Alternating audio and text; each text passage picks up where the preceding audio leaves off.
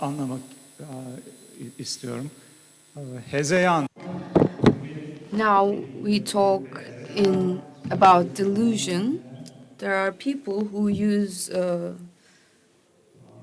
hezeyan in Turkish, who uses sanrı. So there are two terms used for delusion in Turkish.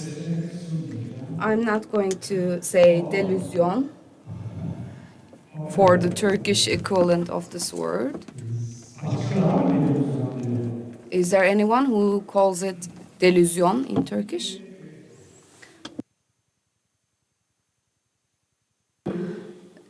Delude, the word delude, or in Latin, delude, comes from cheating in Latin, in medical terminology, medical dictionaries, and in German, English, and French, as you can see in the second line, Delusion and one in German. And in the past, it didn't really mean much. You know, when you looked at the word in the dictionary, it doesn't really mean anything, or it doesn't give much explanation towards what's the meaning or the content of this word. Again, looking at the French dictionaries to the word delire, it also is used for delirium. So in the terminology, since the beginning, there has been some kind of a confusion, but having delusions is kind of the criteria since the beginning of time. It's kind of seen equivalent to being crazy. In Turkish, there are some words that are used as equivalent to delusion, which basically translates into cheating or imagination. And as you can see, for Turkish, there are some words in it is called something like it is accepted to be true because it was really widespread in some medical terminology dictionaries from the Ottoman Empire times. You can see that it was used equivalent to hallucinations.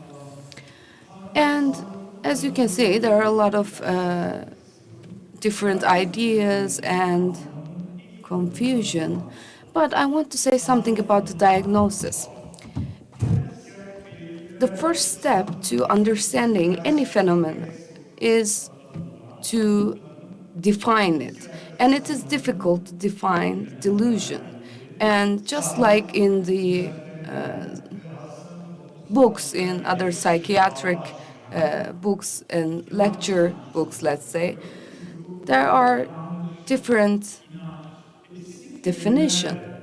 And there are always epistemic terminology when we try to define delusion.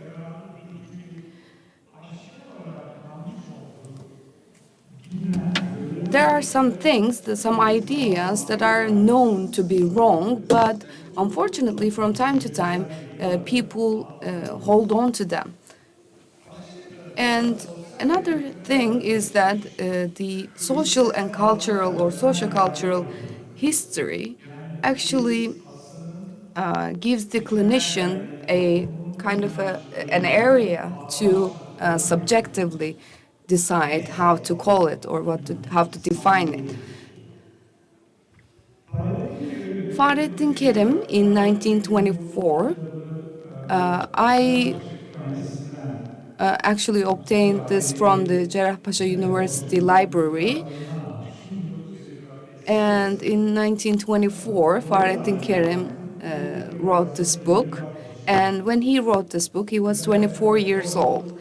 And at that time, Dimarhane Tecrübi Ehruviyat Laboratory Chief was his title. So he was the chief of the experimental psychology laboratories. And he says that it is difficult to define truly what delusion is because in the mind of the patient, you cannot convince them to believe that what they are imagining or what they are thinking is not true. So it is difficult to convince a patient about their delusions. So there has been, for a long time, discussions about the definition of delusion. There are two parties in this. First of all, psychologists. They wanted to define it with a good terminology or psychological jargon. They have the belief that it could be explained or defined. And the psychiatrists are the other party, and they actually accept that delusions cannot be explained or defined. Even if we move past this definition confusion or discussions, even if we reach a consensus around the definition, it wouldn't answer what kind of an experience having delusions is. Kraepelin and Boiler, which are one of the most important names in our field, they have thousands of maybe examples of delusions, but they don't really focus on defining what delusion is. They don't focus on that. And they didn't give any definitions. And Kraepelin talks about in Dementia and Paraphilia books, manic depressive disorder and paranoia.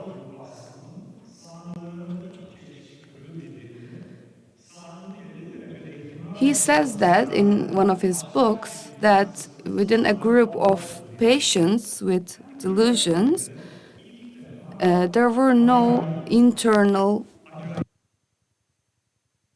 contradictions, and there is no obvious impossibility within the ideas or delusions of these patients.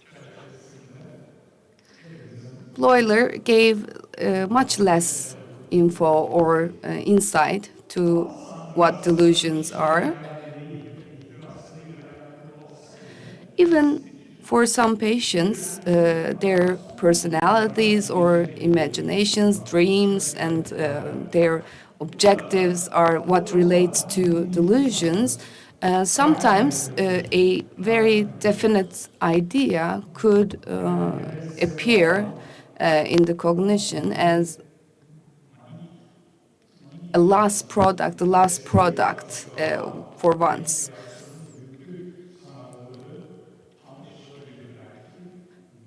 Maybe in terms of a manic disorder, you could understand a problem with ego or a delusion regarding ego.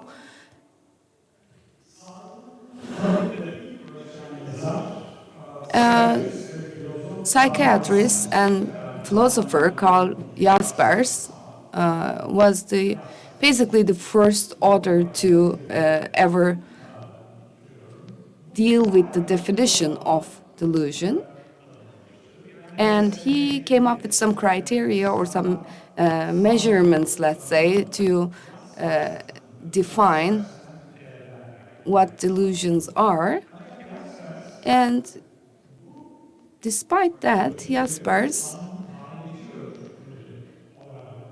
was the first one to ever try to define this. He said that the criteria are only exterior. These criteria that he determined, he says that they cannot define what a delusion is or what kind of delusions a patient sees or has.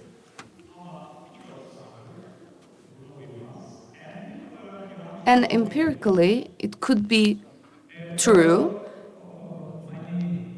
For example, jealousy delusions are one of the most prevalent examples. For example, a wife believes that the husband believes that their husband are having an affair and they are jealous, and this could be a delusion or this could be true. So it is never determined as true or false. And since our first years, when we encounter in a patient a claim that could be a delusion, for example, police is following me or my neighbor is trying to hurt me, we don't really go and talk to the neighbor, or we don't really actually seek out what they're claiming to be true or not. Whatever it is, if it's true or false, we only care about their suspicions that they presented to us with.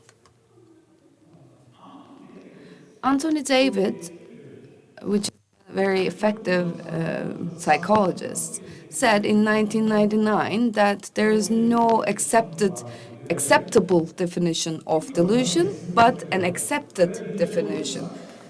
So to cut it short, maybe we should finish it here and not talk about this. But this is a very pessimistic view, I believe. There are some people who say that it cannot be defined, and if we believe them, then we should stop discussing this at all. But I don't have that kind of negative perspective on this. Creperin Mazuri's and definition of the same thing. Neo-Creperin American psychology actually said that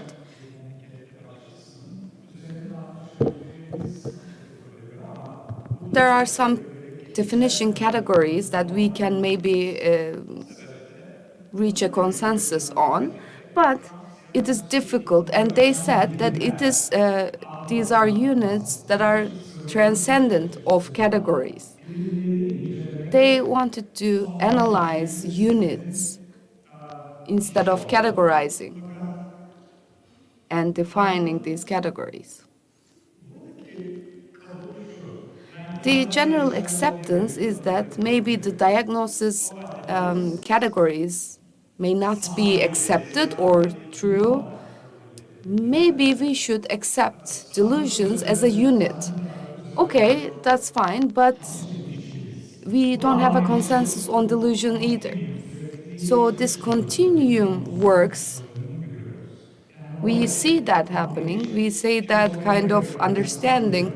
For example, delusion seen in schizophrenia is different to another. No, it's the same. It's considered as the same thing in different disorders. So this could be used as a unit, a diagnostic unit. I am going to say a couple of things why this couldn't happen. Phenomenology, which Mr. Kenan actually focused on, I think it could be beneficial for all of us. In Ahmet Cevizci's philosophy dictionary, it derives from phenomenon, which is which means appearance in Greek, which is generally understood as the perception or the object of perception, which is visible and visible in directly, and it is available for observation, and it could be known through experiments. And in the last words that I mentioned here, it says, in short, it is the object, relation, situation, or incident which is understood or perceived by a person.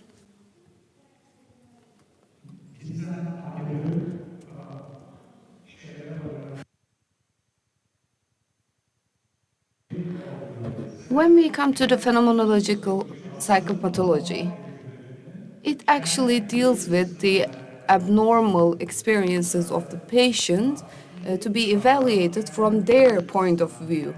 So it's actually the patient's or the person's own perspective. First of all, for the first time, Karl Jaspers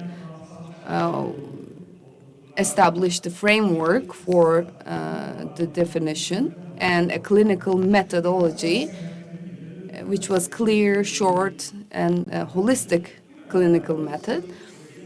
And Jasper's method was trying to actually understand the general sense or the general framework of phenomenological psychopathology. But it was seen more of a theory rather than a method, and it was requiring a lot of analysis and very comprehensive analysis of terminology and different terms. It didn't really interest the psychiatrists.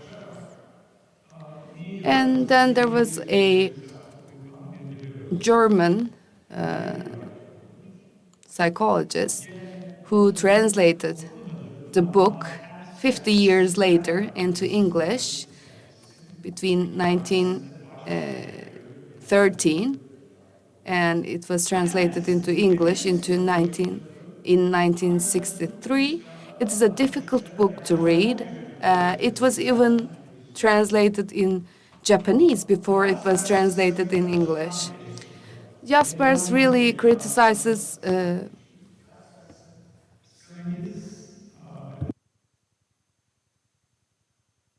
psychoanalysis very openly.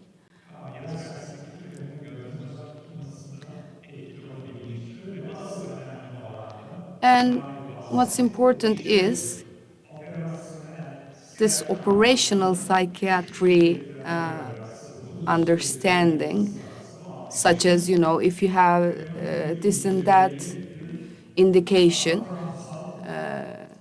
then you can define it or you can diagnose it. This was the general understanding. And for Freud, he says, maybe 7, 8 pages, he talks about Freud. I tried to translate it word for word.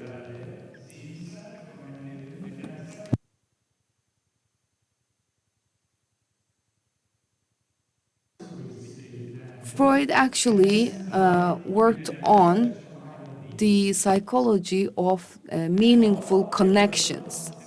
He is criticizing him that he actually looked at the connections, but he didn't really focus on the reasons why. And Freud actually taught us how to recognize meaningful connections, but the falseness of Freud's claims is that he mixes the meaningful connections with causal connections.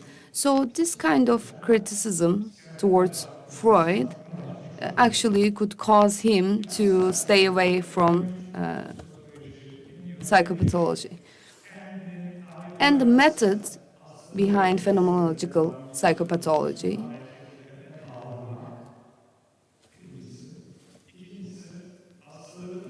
the first one is that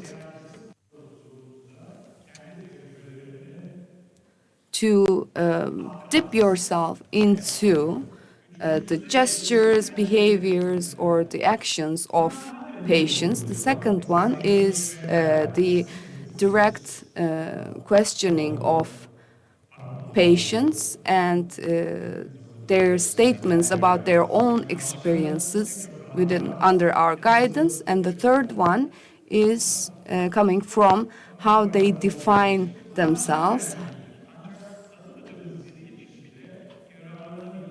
These are some things that we can benefit from in psychopathology methodology.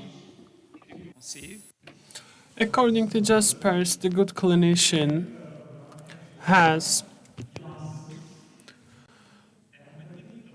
the characteristics of leaving all the principles and the written stuff aside and tries to enter the deepest nature of the patient and accepting that the nature of the disorder or the clinical case is quite personal and individual for the patient. That is to say, the clinician needs to withhold his own judges and needs to proceed with an epoche, trying to understand the reality of the patient himself. Wilhelm Dilthey is a famous methodologist at the beginning of 20th century and at the end of 19th century. A German philosopher, let's say. Wilhelm defines the explanation and understanding for the first time in history. So the explanation is the methodology and the purpose of the natural sciences. The purpose of the human sciences should be to understand. Wilhelm proposes two main methods. He says that we can explain nature and our surroundings, but we understand what life is in the mental form. So this is what he says, and he defines two different understanding types, one of which is static understanding, and the second of which is the genetic understanding. So, what is the patient experiencing right now? The phenomenologic methods are used to grasp the static understanding. In the genetic one, is the understanding of what incident comes from the mental state of another. So Jaspers tries to understand the subjective and objective indicators. And the subjective indicators, according to Jasper, are the ones that we can only understand personally and subjectively, and they cannot be grasped with measurements and devices and so on. In order to understand the subjective indicators of the patient, we have to empathize with them. The objective ones are the opposite of this. They are the objective ones, can be seen and measured by anyone. Jaspers focuses on the subjective indicators of the patients. Of course, he doesn't completely neglect the objective indicators, but he mainly focuses on the subjective indicators. The objective indicators can be understood by rationalization. Anybody can understand the objective indicators in a rationalized manner. However, these subjective indicators belong to the inner processes of the patients. They cannot be grasped or understood by the senses. We can only understand them by empathy.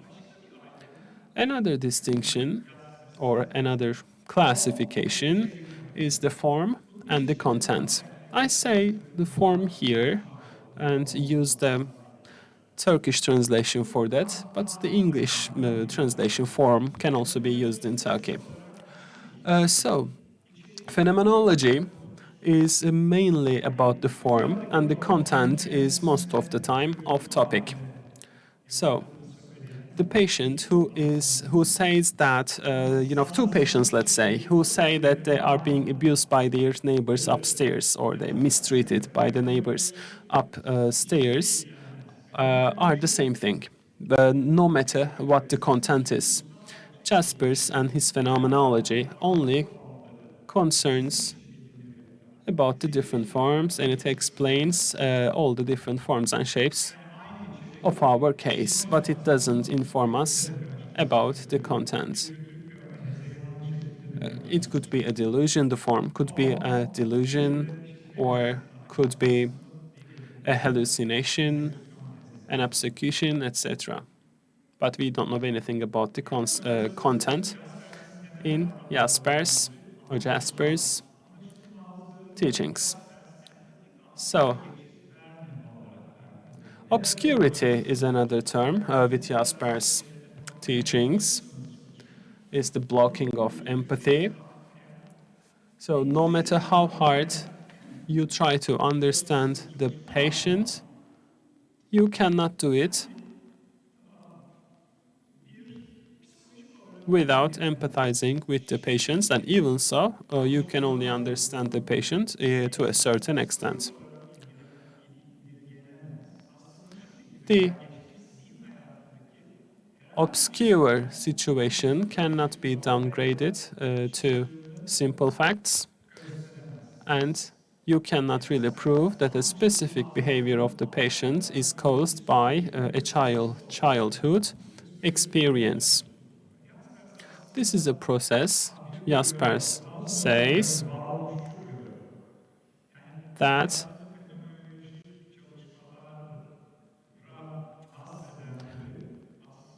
the process, Jaspers says, is mainly biological, and you cannot really relate the behavioral disorders or kind of delusions into a deeper experiences according to Jaspers, because he is only concerned with the form.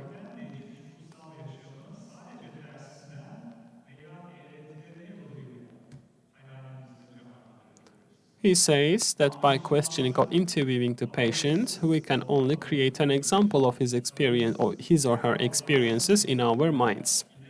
The indirect experiences are different from the ones that we think about or with reflection, with thinking. They are totally different from one another. The experience and the thoughts must be separated in a concrete manner.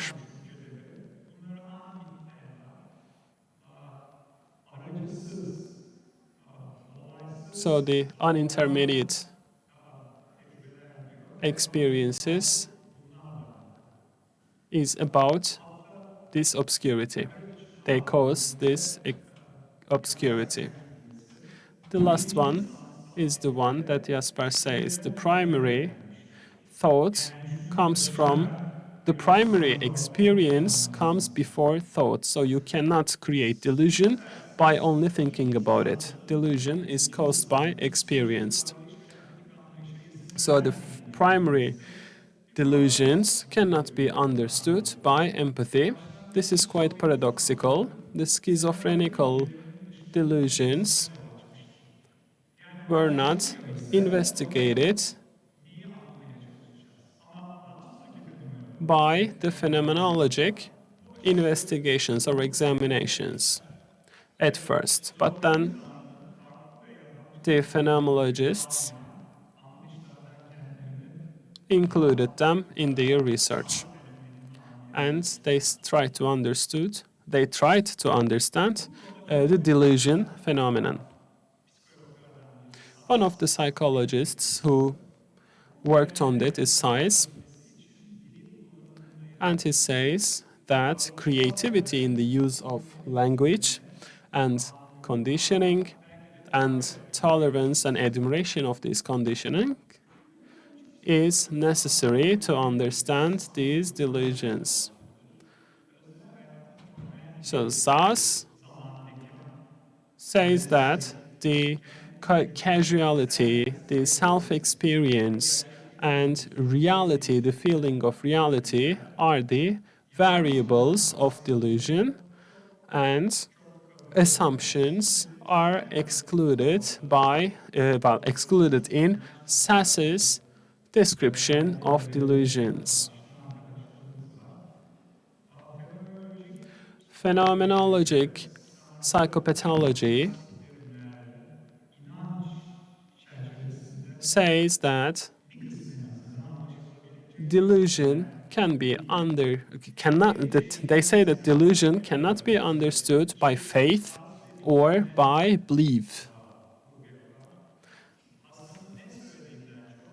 So what patient really says is not really important, but the observation of the patient's experience and the reality that he attributes to these observations, his experiences, is much more interesting for attributing significance to delusion. So this shared real world is not existing for the patient. The patient creates his own cultural and sociological world in which he lives in within his delusion. And reality becomes more complicated. Reality is something that starts as an idea equipped with the perceptions and assumptions and knowledge. So these concepts can be discussed much in detail, but we have no time to do that. If you ask any questions after the presentation, we can get back to it. And the emotion, the sentiment of reality is embodied in a place in the world.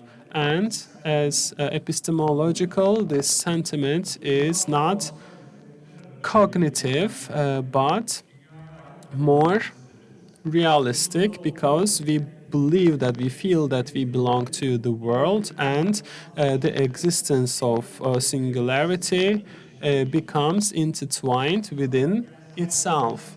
So our right hand and left hand, when we use our right hand to touch our left hand, we feel our touch. So we know what is touched and who is the perpetuator, and this is, our hand is the object of this reality. So we can get back to the complicated and requires time to discuss about. So Jaspers defines 4 different types of belief or faith: the normal faith, the extremely valuable ideas, delusional ideas or opinions, and the primary delusions are the 4 ones. The secondary delusion, the term does not exist in Jaspers. Jaspers only say that they are delusion-like ideas. They are not secondary delusions, but delusion-like ideas. This is important. And the overvalued ideas are something that can be found in the textbooks as well. And apart from the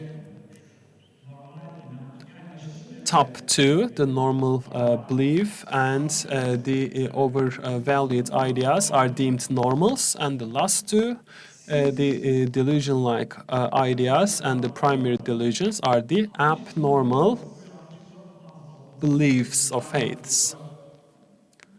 In terms of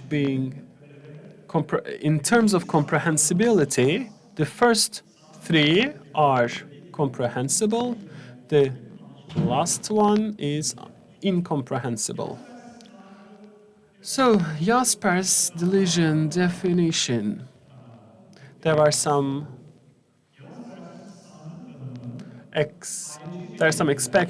exceptional indicators as he talks about them. Later can be found later in the literature. We know of them: impossibility of the content, the falsity, subjective certainty, and conviction and incorrigibility. So the real delusions are differentiated from the delusion-like ideas by their incomprehensibility and their existence and observation. So the real delusions are observed with these indicators, but they are not comprehensible for the patient, which makes them primary delusions. Jaspers says that the primary delusions are non-stop. It is a reflection and it is observed immediately. Some people call it the internal thinking. And the primary delusions cannot be downgraded to empathy or cannot be simplified as caused by fears and so on.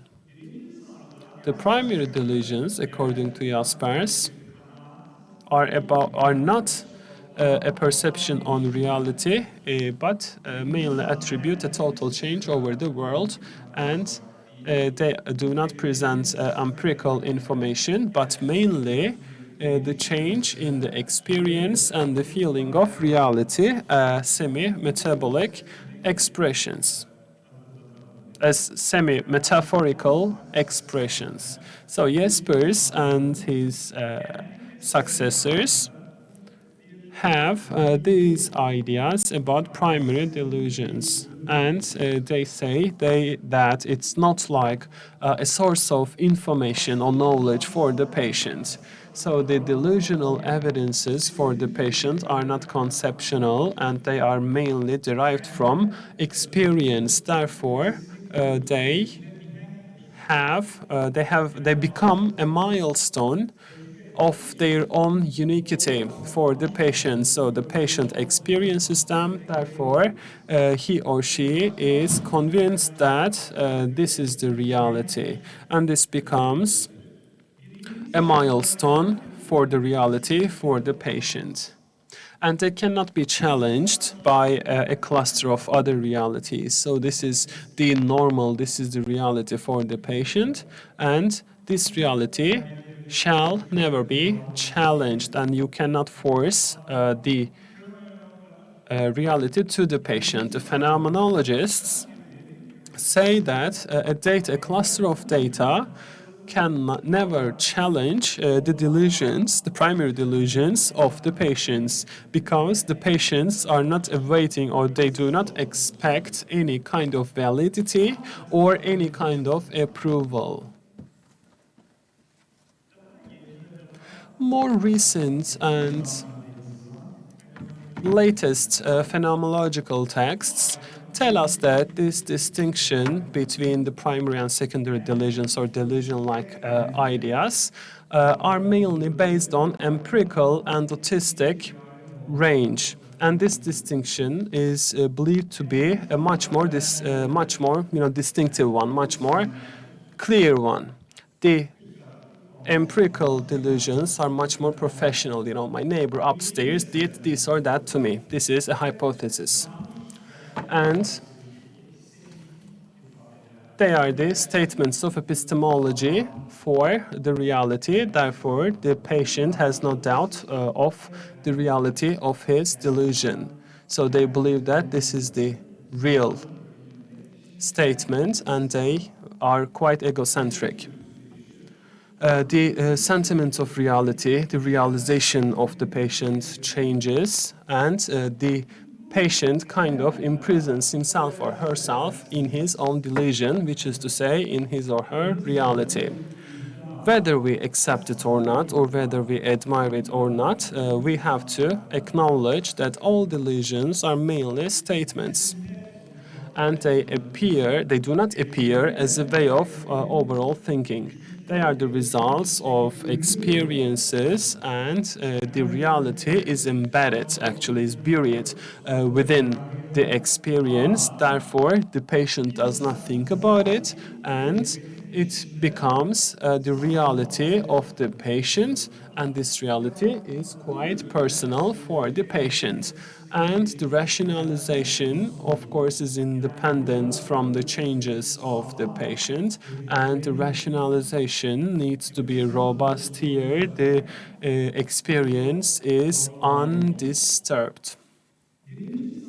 The primary delusional experiences, according to Schneider, are divided in three main topics: the delusional mood, delusional perception, and sudden delusional idea. Or, according to Wernicke, for example, the encyclopedia of Wernicke, like Fatih Kerim in our literature, as is put forward by Jaspers as well in Allgemeine Psychopathologie. He was the psychology assistant, junior assistant, when he wrote that Allgemeine Psychologie book. Schneider defines the autochthonous delusion. Autochthonous means native in this context. How shall we, it's native, it's coming from the ground, and he borrows it from Wernicke, the sudden delusional ideas that has no former cause.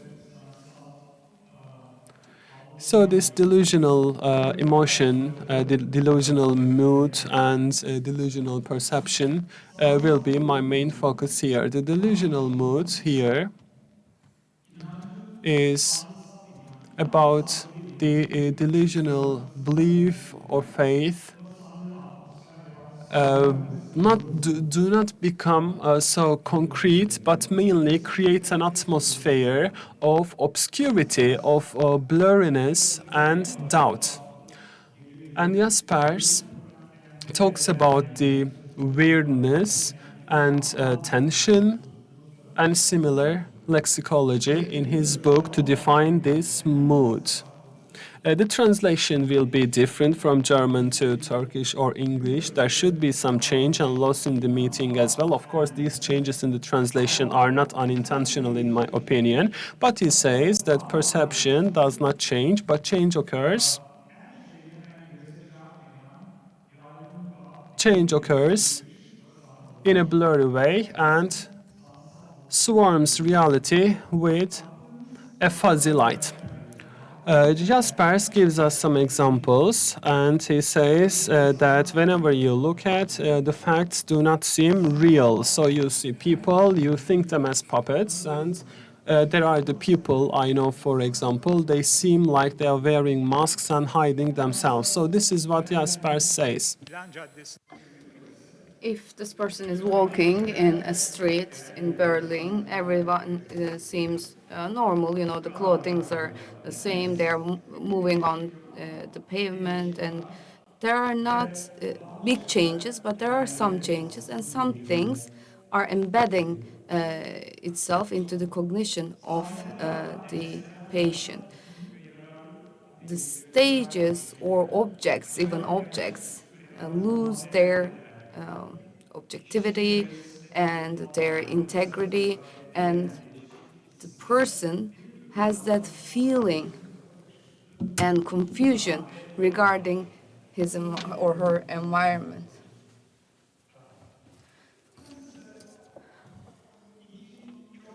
I want to talk to you about two very important psychiatrists about delusional mood. One of them is Matuseng, German psychiatrist. He combines Gestalt psychology with phenomenology, and it's like the loosening of natural perceptual context. And by that he means, let's say there's a projection machine here, or recording devices or voice devices, tables, in this room, each and every one of them, outside of the framework, they are floating in, freely floating.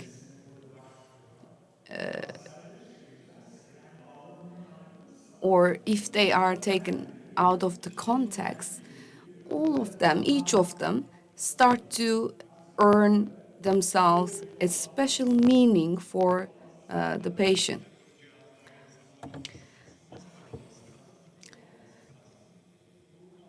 Normally, within this concept, there should be tables and microphones and everything in this room. And while this gestalt is disturbed or disrupted, all of these objects could have different meanings, could gain different meanings for the patients. These could be different objects that are on a very fluent and different background. The other one is the Glash Konrad. Within stages, trema, apophany, anastrophe, and all these steps, all these stages. He talks about the stages of this delusional mood. Trema is coming from the fear of stage within the theater jargon. Trema starts in a situation such as the fear of stage or stage fright. And with that, patients usually feel this sensation of threat and suspicion, similar to anxiety, depression, and sometimes it could appear in form of being excited, overexcited, and hypervigilant, or hyper-awareness state. And the patient refers these changes to the outside world, and the patient looks for some kind of a basis to base these images on or the ideas on.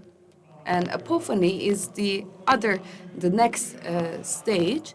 It comes from the Greek word which means being visible or obvious.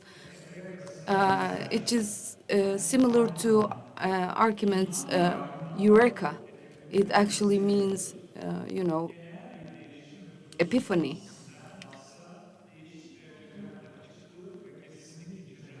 The patient has a sense of inspiration and awareness coming from the uneasiness or a general change.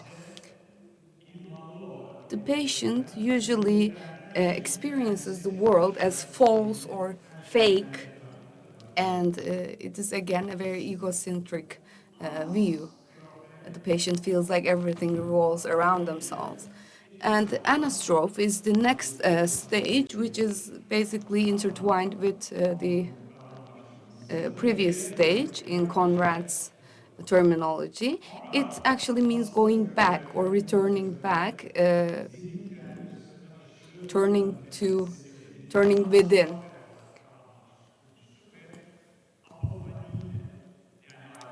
It actually, epiphany and anastrophe are seen as the two sides of the coin, complementary to each other.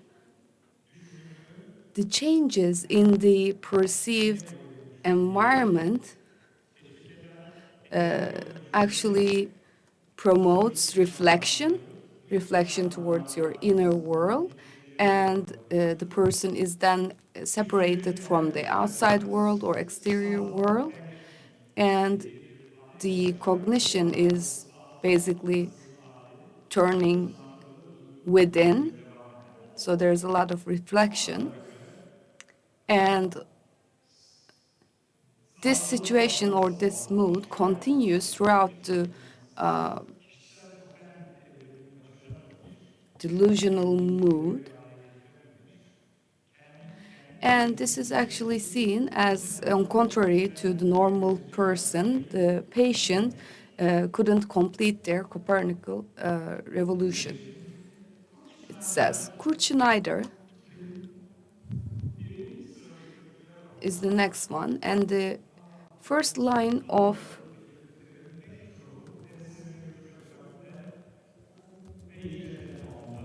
symptoms from ICD-10 or DSM-3 and 4. Maybe if we have time, we can talk about these. In ICD-10, for example, most of the symptoms are included there. Schneider, however, says that the basic reason or the main reason is that the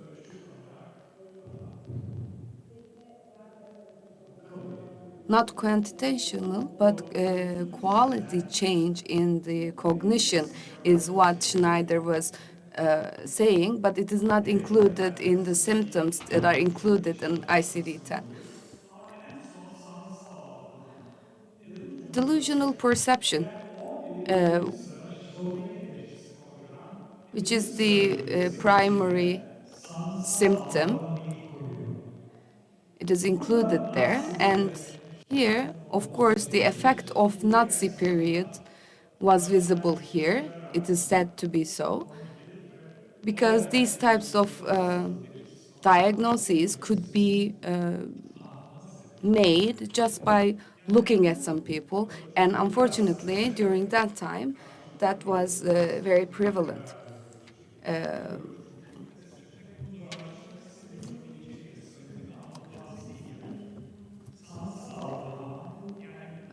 Delusional perception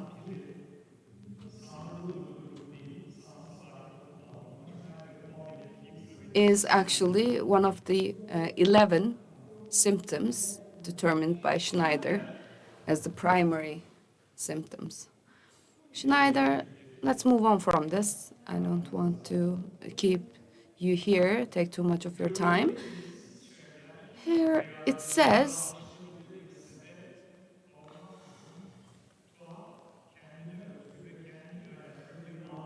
people actually, Schneider defines delusional perception as attaching a peculiar or specific meaning to something which are visibly not relevant for situations or things, objects. This could be valid. We can say prodrome, or in the prodrome period, suspicion is the prevalent thing. But in delusion, there is a certainty. For example, the patient sees a dog outside, and as soon as they see the dog, a delusion appears. It is not a disorder of perception, it is a disorder of thinking, of thought. Because whatever the patient sees, they see it. It doesn't change. It is not about perception. Blankenberg, which is a German psychiatrist, which has contributed to this term a lot for delusional perception, he gives us an example. A patient in his examination office, while the patient was going up the stairs to the office, he looks at a painting, which is probably in an art gallery, and as soon as he saw the blue-colored painting, he realized that he was crazy. That's an example given by him.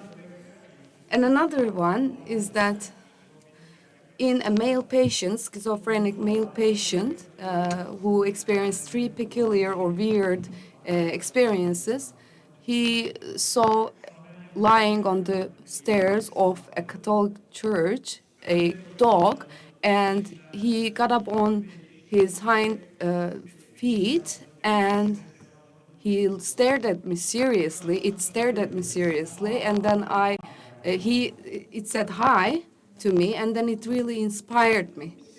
This was another example.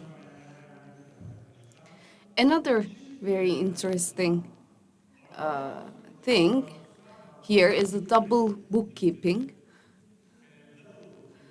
Double bookkeeping or double accounting, whatever you call it. Here it says double bookkeeping as a terminology. It says that the reality or the experienced reality of delusional beliefs is one of the most surprising or striking things about delusion.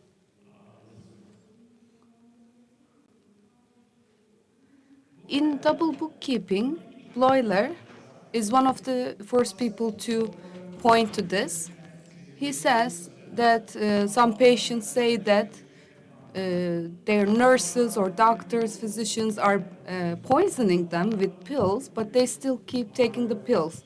Or some people say that, some patients say that there are ghosts and robots communicating them as if they're real, but they still communicate with them. Or they say that the God is talking to them or God is there, but they're still continuing their communication with the other people around them as normal. In the periods where the psychosis or in especially schizophrenic patients, they also have some very objective and real understanding of the situation they are in. It is really separate from each other. From time to time, sometimes the patient could have very normal thoughts, but at the same time, it could be very autistic symptoms. And Freud has a very famous case in that sense.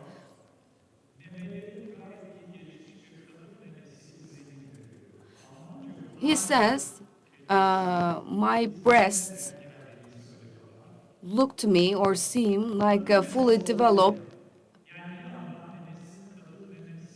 woman's breasts. And he uses the word Eindruck here, which is in German, and it means that it is actually given that it seems like that. He doesn't say my breasts are a woman's breast, but he says that it looks like that. Again, another statement is that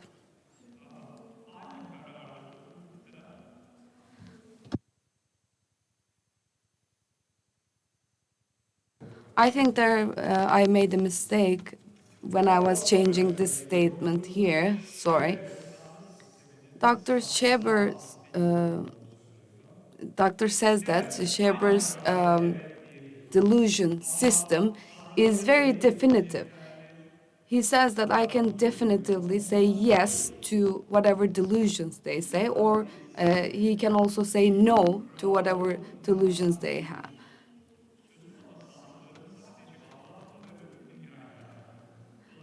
He says that my delusions are, or my so-called delusions, are only about God and the other world. So it doesn't affect anything from this world or my behaviors in this world. So there's again a separation here. Überwältige Idee, which is the overly valuable idea, could be translated like that, and overvalued ideas, again, are kind of separated or insulated ideas or beliefs that are overbearing on the mind and which are directing the life of the person.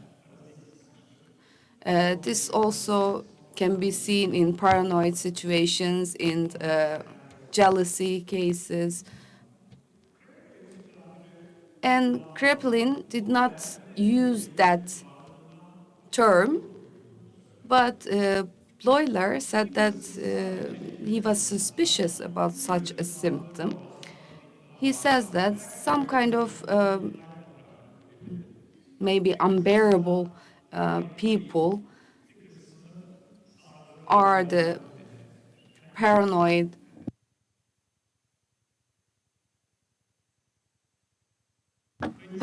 claimants.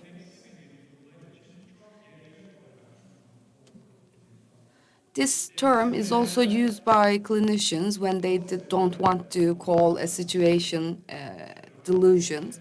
In DSM, in 3, 4, and 5, it is used for continuous beliefs and not as acceptable as delusions. This overvalued idea is no longer accepted in the American psychiatry. This is not like a half delusion. Hypochondriasis, anorexia nervosa, jealousy, dysmorphobia, or erotomania, I think they could be understood with this term. Is delusion a belief? When you look at the research in terms of anthropology and philology,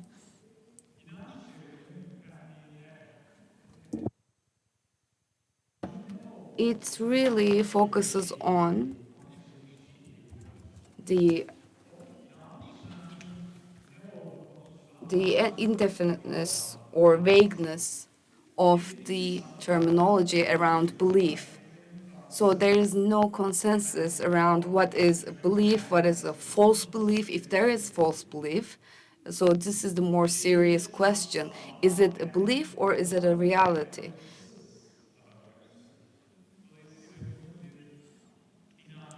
So in belief systems or in beliefs, we cannot really compare these things, these definitions to the delusion. Analytical philosophers define the word belief in different ways. According to some philosophers, the patient not being under the effect or impact of these delusions are what really determining whether it's a belief or delusion. The patient only believes what they believe, you know. That's basically the definition of imagining rather than belief. And we could also say that normal people do not really act or behave as they believe or in line with whatever they believe all the time.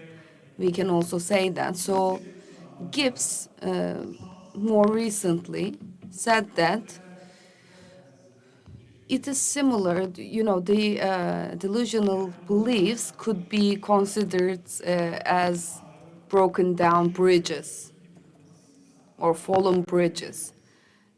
So if delusions are the falling of a bridge or breaking of a bridge, could we actually call them beliefs? He claims that it's impossible to call that.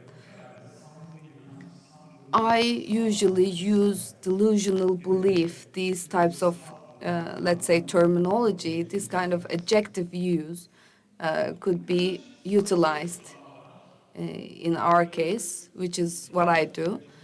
I have maybe 5 minutes. Do we have more time? Okay, so I've used all my time, so let's finish by stating these last slides. Some psychologists actually try to explain these things. It's a cognition disorder, some psychologists say. So all delusions are a disorder of the cognition. They also, some psychologists think that it is emotional disorders.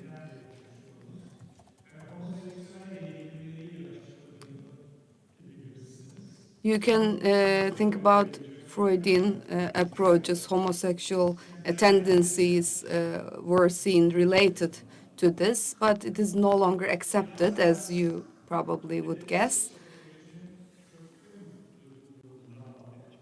Jaspers thinks that the depressive psychopathology stems from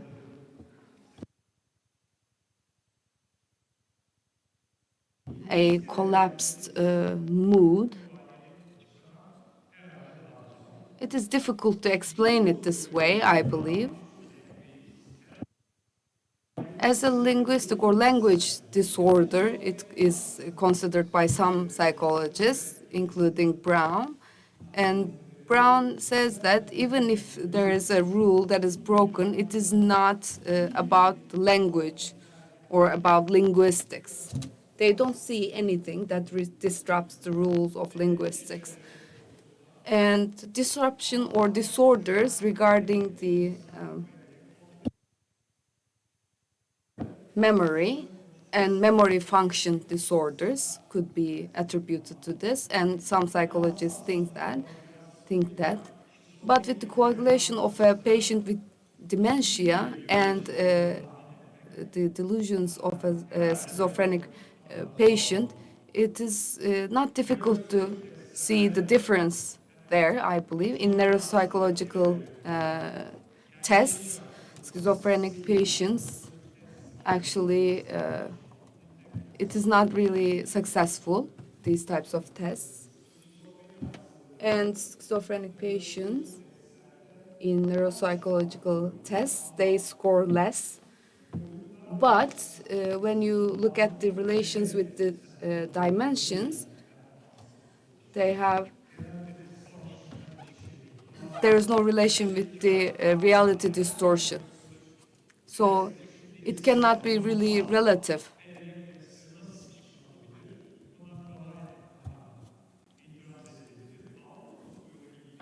Yani yüzünü tanı. About distortion of perception, let's say, for example, they do not recognize a face that they should, the face of their fathers, for example.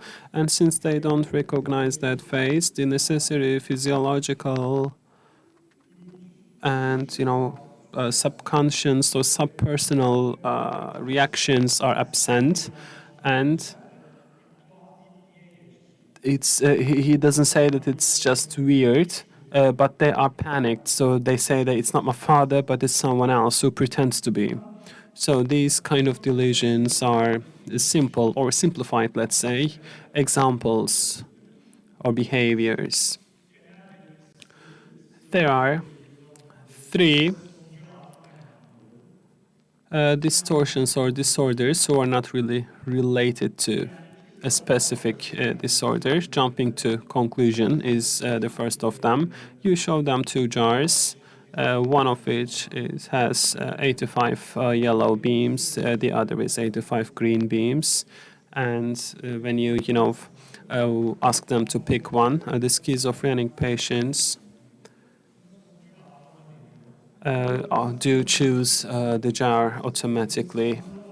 And this is not delusional, so this is about schizophrenia, therefore it's excluded. Anti-attribution subjectivity is the situation that the patient holds some external body responsible for the actions that happens to him. And the mental theory is the third one. According to Feet, it is not correct to say that the patients do not have the mental assumptions, because the autistical kids, for example, they do not try to predict the mental situational statuses of other people. The delusional patients, when we look at the meta-analysis, they do predict the mental status of others, and they are normally wrongs. But it's not about delusion, it's about the negative indicators of other psychological cases. So as a conclusion, the psychiatric research starts with the phenomenal world distinctions, and they're about the indicators, emotions, the syndromes, and the changing distortions of reality. And despite the advances of genetic and neurological advancements in the technology, the problems continue. And the last thing, my last take-home message is, as Dr. Kemal Bey showed, is that Andresen says in, I'm not sure when and where it was published, Schizophrenia Journal, Phenomenology's Death book from the United States. Science, by the way, this is my translation to Turkish. So science and psychopathology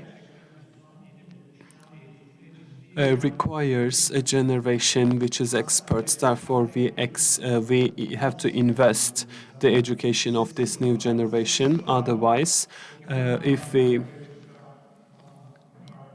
there will come a day, a silent spring, a book by Rachel House, Silent Spring. We will wake up to a silent spring and we will be all alone. The technologies place in psychopathology, but without the companionship of the fellows, the experts on psychopathology, will result in alienation and obscure results, and will be totally wrong. Thank you for your patience and attendance. Thank you.